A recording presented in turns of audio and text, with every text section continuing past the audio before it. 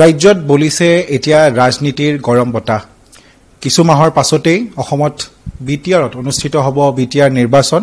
আৰু তাক লৈ এতিয়া প্ৰতিটো ৰাজনীতিক দলে তেওঁলোকৰ যি ৰণনীতি সেয়া প্ৰস্তুত কৰাক লৈ ব্যস্ত হৈ পৰিছে আৰু পুনে পুনে মোৰ সৈতে বৰ্তমান বিটিআৰৰ মুখ্য কাৰ্যবাহী সদস্য প্ৰমোদ বড়ো আছে মই পুনে পুনে তেখেতৰ ওচৰলৈ আহিছো সন্মুখত বিটিআৰ নিৰ্বাচন 2020 পৰা আপুনি মুখ্য কাৰ্যবাহী সদস্য হিচাপে কাৰ্যনিৰ্বাহ কৰি গৈছে নিশ্চিতভাৱে বহুখিনি কাম যিমান ধৰণে পাৰে আপুনি কৰিবলৈ চেষ্টা কৰিছে কেন্দ্ৰীয় চৰকাৰৰ সহযোগত ৰাজ্য চৰকাৰৰ সহযোগত আপোনালোকেও নিজাববীয়াকৈ বিভিন্ন পদক্ষেপ গ্ৰহণ কৰা দেখা পোৱা গৈছে কিন্তু আহি থকা নিৰ্বাচনত মই প্ৰথমে জানিব বিচাৰিম কি ধৰণৰ প্ৰত্যাহ্বান আছে বুলি আপুনি ভাবে আহি থকা নিৰ্বাচনটো আমাৰ সৰকাৰ হোৱাৰ পিছত প্ৰথম নিৰ্বাচন তো সেই কাৰণে আমি যোৱা 4-4টা বছৰ যিখিনি দেখিলো শিকিলো জানিলো আৰু আমাৰ অঞ্চলৰ ৰাইজৰ যিখিনি গ্ৰিভেন্সেস তেখেতসকলৰ আশা আকাংক্ষা সমস্যা এই গোটেই কথাবিলাক আমি 4-4টা বছৰত বুজি পালো আৰু গোটেই এডমিনিষ্ট্ৰেচন আৰু গভৰ্নেন্স সিস্টেমটো কেনেকৈ চলে বা আগতে চলি আছিলে আমি আগতে কেনেকুৱা লিগেসি এটা পাইছিলো এই গোটেই কথাখিনি আমি 4 বছৰত বুজি পাইছো আৰু বড়োলেণ্ড অঞ্চলৰ যি 35 লাখ জনসাধাৰণ আছে ইয়াত ট্ৰাইবেল অনা ট্ৰাইবেল সব মিলি পেলাই হি জনগোষ্ঠী বিলাকৰ সমস্যা বিলাক মোৰলেছ প্ৰায় একে ৰাস্তা ঘাটৰ সমস্যা আছে স্কুল কলেজৰ অলপমান সমস্যা আছে হেলথ সেক্টৰত প্ৰবলেম আছে লাইভলিহুডৰ প্ৰবলেম আছিলে তেনেকা মোৰলেছ একে কিন্তু ইয়াৰ যেটো ব্যতিক্ৰম আছিলে হেতু হল নৰমালি ভাৰতৰ যিকিনে এটা ঠাইত যদি আমি কথা পাতো ডেভেলপমেন্টাল ইস্যু আমাৰ তাত এটা ডাঙৰ ইস্যু আছিলে এটো পিস বিল্ডিং কাৰণ প্ৰায় 4 ডিকেডস তাত পিস নাছিলে বা অলপমান ইনসিকিউৰিটি আনসাৰ্টেনিটি হত্যা হিংসা ঘৰ জ্বলাজলি গোষ্ঠীগত সংঘৰ্ষ এইবিলাক এটা দীঘলীয়া এটা পৰিক্ৰমা এটা চলি আছিল তো আমাৰ কাৰণে ফাৰ্স্ট প্ৰত্যাহ্বান আছিল যে 5 বছৰ কন্টিনিউ আমি পিসটো ৰাখিব পাৰিম নে নাই কাৰণ 40 বছৰৰ জাতি জনগোষ্ঠীৰ মাজত দুখ খং মানুহৰ মাজত মিষ্ট্ৰাষ্ট অবিশ্বাস এইবিলাক ঘূৰাই আনাটো বহুত ডাঙৰ চ্যালেঞ্জ আছিল কিন্তু আমি সকলো জনগোষ্ঠীৰ লগত থাকি তেখেতসকলৰ যেটো দুখ বেদনা তেখেতসকলৰ আকা আকাংক্ষা সমস্যা এইবিলাক বুজিবলৈ চেষ্টা কৰিছো আৰু এই কাৰণে এতিয়া দেখিছো মানে খুব সুন্দৰ এটা পৰিবেশ সকলো জাতি জনগোষ্ঠীৰ সহাৰি মৰম এটা বিশ্বাস সব পাইছো আৰু বড়োলেণ্ডত এতিয়া শান্তি ঘূৰি আহিছে আমাৰ সবে নিৰাপদ অনুভৱ কৰিছে আৰু লগতে সমন্বয় যেটো বড়ো অনাবড়ো বিভিন্ন ৰাজনৈতিক দলবিলাকে ভাঙি চিঙি চুৰমাৰ কৰি দিছিলে আমাৰ সমন্বয় বিলাক এইবিলাক আকৌ ঘূৰাই আহিছে তো হেতু আমাৰ ডাঙৰ এচিভমেন্ট নিশ্চয়কৈ প্ৰমোদ বড়ো ডাঙৰীয়া এটা বিষয় ইতিমধ্যে আপুনি উল্লেখ কৰিছে শান্তিৰ বিষয়টো এখন সমাজৰ বাবে সকলোতকৈ যি প্ৰয়োজনীয় বস্তু হেই হৈছে শান্তি আৰু অশান্ত এখন বিটিআৰ আপুনি পাইছিলে 2020 চনত যেতিয়া আপুনি দায়িত্ব লৈছিলে বহুখিনি চ্যালেঞ্জেস আপোনাৰ সন্মুখত আহিছিলে প্ৰত্যাহ্বান আছিলে বিটিআৰত শান্তি ঘূৰাই আনা প্ৰতিটো যি জাতি জনগোষ্ঠী আছে একতাৰে আগবঢ়াই লৈ যোৱা আপুনি যথেষ্ট সফল হৈছে এই দিশটোত এনডিএফবি এতিয়া সম্পূৰ্ণৰূপে তেওঁলোকে সাৰেন্ডাৰ কৰিছে আৰু বিভিন্ন মিশন আপোনালোকে ফিন ৰংদাং খাং এনেকুৱা ধৰণৰ মিশন কিছুমান আৰম্ভ কৰিছে এই মিশনসমূহ বা এই ধৰণৰ যি শান্তি বাৰ্তা আপোনালোকে সমাজলৈ লৈ যাবলৈ চেষ্টা কৰিছে কি ধৰণে আসলতে ৰাইজৰ সহায় সহযোগিতা আপোনালোকে লাভ কৰিছে বা গোটেই বিষয়খিনি আপোনালোকৰ চৰকাৰে কি ধৰণে আগবঢ়াই লৈ গৈছে আমি আগতে শুনিছিলো মানুহবিলাকে ঈদ কা জবাব পত্থৰ সে দিয়ে বুলি কেনে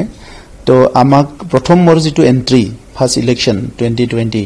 তাত মোক ওয়েলকাম কৰিছিলে মোৰ কনভয়ত এটাক কৰি প্লাই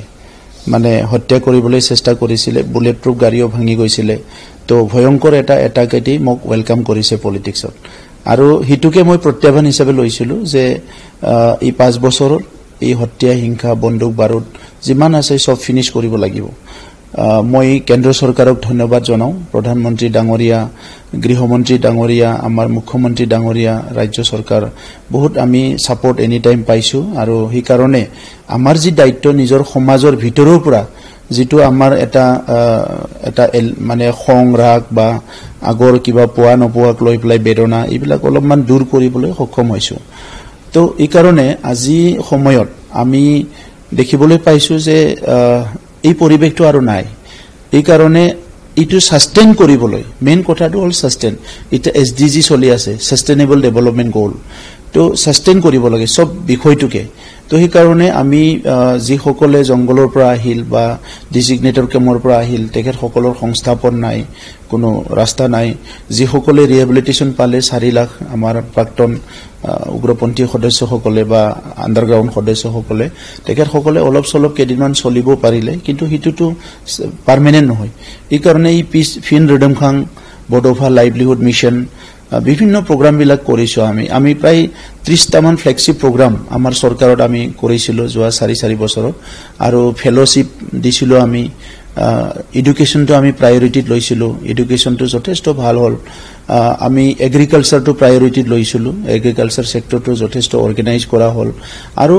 26টা জনগোষ্ঠীৰ মাজত সমন্বয়টো আমি এটা বডোলেণ্ড হ্যাপিনেস মিশন বুলি এটা গোল এটা সেট কৰি প্লাই এটা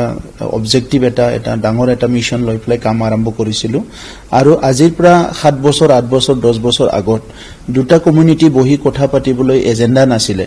এটা জনগোষ্ঠী আনটো জনগোষ্ঠীৰ প্ৰতি কি কথা কব আজি আমি 26টা জনগোষ্ঠী একেলগে বহি আমাৰ ভৱিষ্যত পৰিকল্পনা কৰিব পৰা পৰিবেশ আহিছে 26টা জনগোষ্ঠী বহি আমি একেলগে আমাৰ ভিজন ডকুমেন্ট বনাব পাৰিছো 26টা জনগোষ্ঠী ডাঙৰ সৰু মিলি প্লাই এতিয়া আমি বিভিন্ন কাম বিলাক আৰম্ভ কৰিছো সো হিটো এটা ডাঙৰ এটা উপলব্ধি ডাঙৰ এটা ফিলিং বা ডাঙৰ এটা আমাৰ এচিভমেন্ট তেনেকুৱা এটা অনুভৱ হয় যে পৃথিৱীখন মানুহৰ ঘৰ ভাৰতবৰ্ষত বিভিন্ন জাতি জনগোষ্ঠী আছে অসমতো আছে কিন্তু আমাৰ তাত ফৰ দা ৰিজন মানে যেটো আমিও না জানো বা কোনো না জানে আমি এটা সময়ৰ পৰা কাজিয়া আৰম্ভ কৰিলো এজনে আনজনৰ লগত কাজিয়া আৰু ঘৰখনো যেতিয়া অশান্তি হৈ থাকে কাজিয়া হৈ থাকে না ইয়াত শিক্ষা দীক্ষা ভাল হ'ব না অৰ্থনীতি উন্নয়ন হ'ব না কি হ'ব সো হিটো আমাৰ ডাঙৰ প্ৰত্যাহ্বান আছিল তো এইটো আমি এতিয়া দেখিছো যে 100% নহলে এটা লেভেললৈকে বডোলেণ্ডত এতিয়া সবৰো মুখে মুখে বা সবৰো এটা অনুভৱ আহিছে কি এইটো ঠিক হৈ গল খালি except few politicians they are not may not be happy because they are not in power ba tekhet hokolor kiba eta howa nai so they have some negative opinions otherwise people as a whole ami jiblak log paum sobe mane happy নিশ্চয়কৈ এতিয়া যেহেতু ৰাজনীতিৰ সময় বিটিআৰৰ ৰাজনীতিৰ এটা প্ৰতিটো ৰাজনৈতিক দল ব্যস্ত হৈ আছে মই আপোনাৰ পৰা এটা কথা জানিব বিচাৰিম যেহেতু আপুনি দিনৰ ভাগতো আজি এটা কথা উল্লেখ কৰিছিলে যে আপোনালোকে এতিয়া অকলে আগবাঢ়িছে নিৰ্বাচনত অৱতীৰ্ণ হ'বৰ বাবে আৰু মই আপোনালৈ পোনপটীয়াকৈ এটা প্ৰশ্ন আপোনালোক বিজেপিৰ সৈতে মিত্ৰজোঁটত আছে কেন্দ্ৰীয় চৰকাৰত ৰাজ্য চৰকাৰতো আপোনালোক মিত্ৰজোঁটত আছে বিজেপিৰ কিছুদিনৰ পূৰ্বে বিজেপিৰ এগৰাকী জ্যেষ্ঠ মন্ত্ৰীয়ে হাগ্ৰামা মহিলাৰিকো সাক্ষাৎ কৰা দেখা পোৱা গৈছিল বিজেপিয়ে এই সৰু সৰু যিসমূহ আঞ্চলিক দল আছে সকলোৰে সৈতে মিলিজুলি তেওঁলোক আগবাঢ়িবলৈ চেষ্টা কৰে এই গোটেই বিষয়টোক লৈ হাগ্ৰামা মহিলাক তেওঁলোকে সাক্ষাৎ কৰিলে আৰু তেওঁলোকে বিজেপিয়ে বিভিন্ন সময়ত সংবাদ মাধ্যমৰ আগতো কৈ থকা দেখা পোৱা গৈছে যে একেলগে প্ৰমোদ বৰুৱা আৰু হাগ্ৰামা মহিলাক একেলগে লৈ আগবঢ়াৰ কথাও কিছু সময়ত কোৱা দেখা পোৱা যায় এই বিষয়টো আপুনি কি ধৰণে চায় যেহেতু সন্মুখত নিৰ্বাচনো আছে সো বিজেপিৰ ডিসিশন বা বিজেপিৰ পলিচিৰ ওপৰত মই কমেন্ট কৰিব নোৱাৰিম বা নিবিচাৰো কাৰণটো হৈছে কি আমি কেন্দ্ৰ চৰকাৰ ৰাজ্য চৰকাৰ একেলগে মানে এলায়েন্সত এতিয়াও চৰকাৰ চলি আছে কাউন্সিলতো আছে চৰকাৰ এতিয়া বিজেপিৰ পলিটিক্যাল স্টেটমেন্ট বিলাক আপোনালোকেও দেখিছে আমিও দেখিছো তো তেখেতে সকলৰ কথাটো কৈ আছে আমি যদি আমাৰ কথাটো ক'ব লাগে ইউপিপিএলৰ ৰাজনীতি কৰাৰ সবচে মেইন অবজেক্টিভ বা এজেন্ডাটোই আছে পিস বিল্ডিং আমাৰ অঞ্চলত শান্তি ঘূৰাই আনিব লাগে যেতিয়ালৈকে শান্তি নাহে তেতিয়ালৈকে আমাৰ একো কাম নহব হিটো আমাৰ সবচে ডাঙৰ এজেন্ডা গতিকে আমি পলিটিক্সত আহাৰ মেইন এজেন্ডাটো পাৱাৰ পলিটিক্স নহয় আমাৰ অঞ্চলটো শান্তি কৰিব লাগে নিৰাপত্তা ঘূৰাই আনিব লাগে জাতি জনগোষ্ঠীৰ মাজত কাজিয়া পেছাল কৰি বহুত দিন আমি আগবাঢ়িব নোৱাৰিম তো নিজৰ ঘৰখন নিজে ঠিক কৰিব লাগিব এই কাৰণে যদিও মই পলিটিক্যাল পাৰ্টি কৰিছো আমি ইয়াতকে বিয়ন যেটো চিন্তা আমাৰ যে কমিউনিটি বিলাকৰ লগত সম্বন্ধটো ভাল থাকিব লাগিব তো আমাৰ এই একে ঠাইতে এটা সময়ত জাতি জনগোষ্ঠীৰ মাজত এটা লক্ষ্মণ ৰেখা টানি দি প্লাই বড় অনাবড় পলিটিক্স কৰিবলৈ আৰম্ভ কৰিলে আৰু আজিৰ সময়তো কিছুমানে তেনেকৈ কৰিবলৈ আৰম্ভ কৰিছে যে বড়োলেণ্ডখনত 30টা বছৰ ব্লাডছেড হ'ল, ঘৰ জ্বলিল, কতবা মানে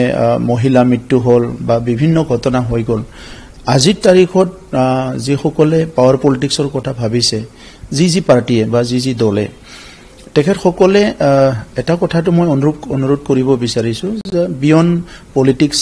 there is life and society.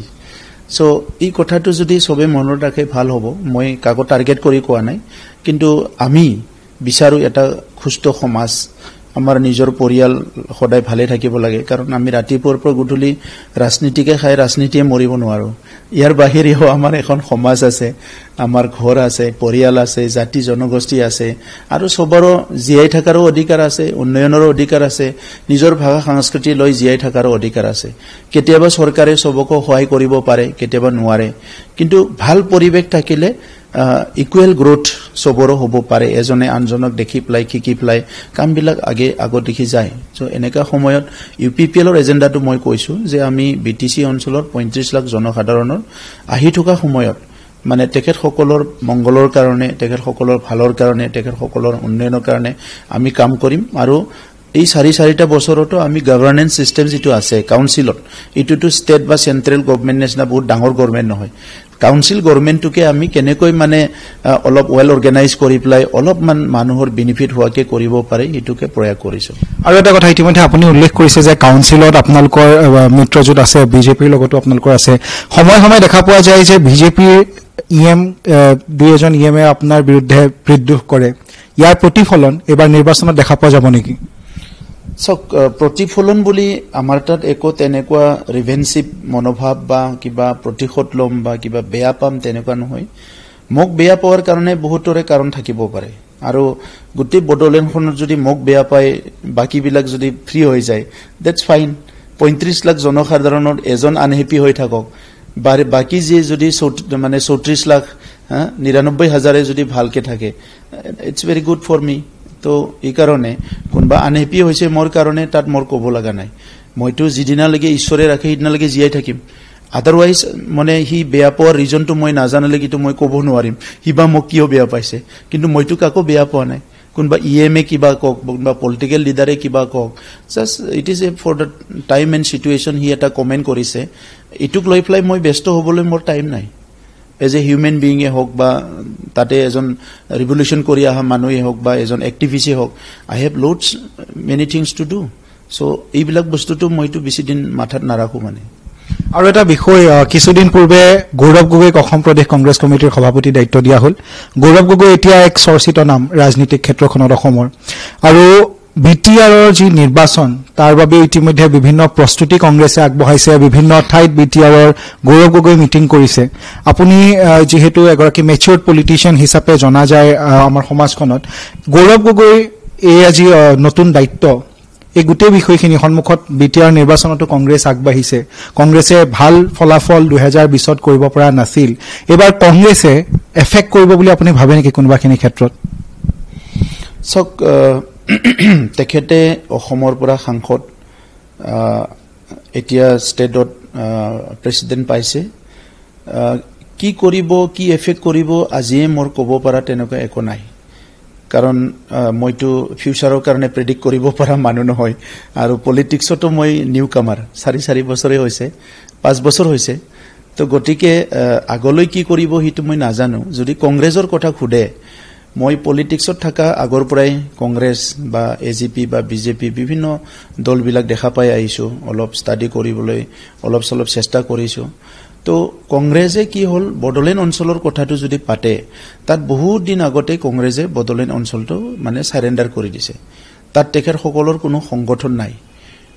মই কোনো এটা ভাল সংগঠন তাত দেখা নাই, বা ৱাৰ্কাৰ দেখা নাই, মেম্বাৰ দেখা নাই। গতিকে ফিউচাৰত কি হ'ব মই এইটো নাজানো, কিন্তু এইটো ইলেকশ্যনত কংগ্ৰেছৰ যিটো এক্টিভিটি সেইটো আমাক শংকিত কৰিব পৰা পৰিৱেশৰ বা সেই অৱস্থাৰ এতিয়া হোৱা নাই। গতিকে গৌৰৱ গগৈ ডাঙৰীয়াৰ জাৰ্ণিটো কোনফালে যায় মই এইটো ক'ব নোৱাৰোঁ। তেখেতসকলৰ কথা তেখেতসকলে চিন্তা কৰিব। মই বড়োলেণ্ডৰ কথাটো লৈ যিহেতু চিন্তা কৰোঁ, আজিৰ তাৰিখত 40টা সমষ্টিত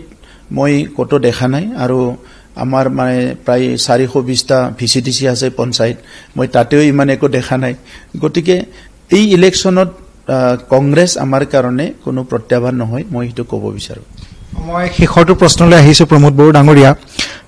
পুনৰবাৰ যেহেতু নিৰ্বাচন পূজাৰ পূৰ্বে সম্পন্ন হোৱাৰ কথা এটা আহিছে পুনৰবাৰ বিটিআৰৰ মুখ্য কাৰ্যবাহী বিষয়া হিচাপে আপুনি নিজক পৰিকল্পনা কৰিব বিচাৰে নেকি বা নিজক আপুনি পুনৰবাৰ মুখ্য কাৰ্যবাহী সদস্য যে হ'ব পাৰিব তাক লৈ আপুনি কনফিডেন্ট নে সক পলিটিক্স টু বহুতে বহুত ধৰণে লয় কনফিডেন্স মই সোশ্যাল ওয়াৰ্কত কনফিডেন্স মই ৰাইজৰ কাৰণে কাম কৰিছো আৰু কৰিব পাৰিম এটো কনফিডেন্স মই ৰাইজৰ কাৰণে কোনো ভুল কাম নকৰো ইয়াৰ ওপৰত কনফিডেন্স কিন্তু সো ফাৰ চিফ ইজ মানে চিফ বা সিএম টু যেটো কনসাৰ্ণত কৈছে হেতু জনতাৰ ওপৰত নিৰ্ভৰ কৰিব আৰু মই ডেমক্ৰেটিক মানুহ কাৰণে মই বহুত নেতাই কয় যে উমুক আমাৰ ইমান হ'ব মই উমুক 20 বছৰ শাসন কৰিম 30 ইবিলাক মই কেতিয়াও কৈ আহা নাই গতিকে এতিয়াও বডলেণ্ডৰ 35 লাখ জনসাধাৰণে ঠিক কৰিব আৰু যি মেন্ডেট আহিব হিতুকে আমি মানি লম কাৰণ আমি জন্মৰ পৰাই তাতে আছো তাৰ হাৱা পানী খাই ডাঙৰ দিগল হৈছো তাতে পঢ়িছো তাতে খেলিছো তাতে কান্দিছো তাতে হাঁহিছো সব কিছু আমাৰ ইমোশনস এণ্ড এভৰিথিং তাতে জড়িত হৈ আছে গতিকে চিপ হলিও নহলিও বডলেণ্ডৰ ৰাইজৰটো কাম কৰিবই লাগিব এতিয়া দল আছে হিচাপে ইলেকশন খেলিব ইলেকশনতো আমাৰ দলৰ পৰা চিপ হ'বয়ে আৰু আমাৰ দলে আজিৰ তাৰিখত যদি চাবলৈ যায় আমি যিখিনি কাম কৰিছো আৰু ৰাইজে পাব্লিকে যিখিনি সহাৰি দিছে সো ইউপিপিএল সবচে আগত আছে হিটো মই ক'ব পাৰো আৰু মই ধন্যবাদ জ্ঞাপন কৰিছো প্ৰমোদ বড়ো ডাঙৰীয়া আৰু এয়া মোৰ সৈতে নতুন দিল্লীৰ পৰা সংযুক্ত হৈ আছিল বিটিআৰৰ মুখ্য কাৰ্যবাহী সদস্য প্ৰমোদ বড়ো তেখেতে মই ধন্যবাদ জ্ঞাপন কৰিছো প্ৰমোদ বড়ো ডাঙৰীয়া আৰু মোৰ সৈতে নতুন দিল্লীৰ পৰা সংযুক্ত হৈ আছিল বিটিআৰৰ মুখ্য কাৰ্যবাহী সদস্য প্ৰমোদ বড়ো স্পষ্টকৈ কৈছে যে এবাৰ শান্তিৰ বাৰ্তা লৈ তেখেতে ৰণত নামিব যি ধৰণে 2020 ৰ পৰা শান্তি চুক্তিৰ ক্ষেত্ৰতে হওক বা বিটিআৰত এখন অশান্ত বিটিআৰত শান্তি ঘূৰাই আনিবলৈ যিসমূহ কাম কৰিলে এই গোটেই কামখিনি ৰাইজলৈ এৰি দিছে যিসমূহ উন্নয়নমূলক কাম কৰিলে এই গোটেই কামসমূহ চালিজাৰি চাই ৰাইজে যাতে সিদ্ধান্ত লয় তাৰ বাবে ৰাইজলৈ এৰি দিছে আৰু নিশ্চিতভাৱে প্ৰমোদ বড়ো ডাঙৰীয়াই কৈছে যে এগৰাকী নিউ কামাৰ পলিটিচিয়ান 5 বছৰ হৈছে এই নিউ কামাৰ পলিটিচিয়ানজনে কি ধৰণে ৰাজনৈতিক দলসমূহক প্ৰত্যাহ্বান জনাব সেয়া বিটিআৰৰ নিৰ্বাচনত চাবলগীয়া হ'ব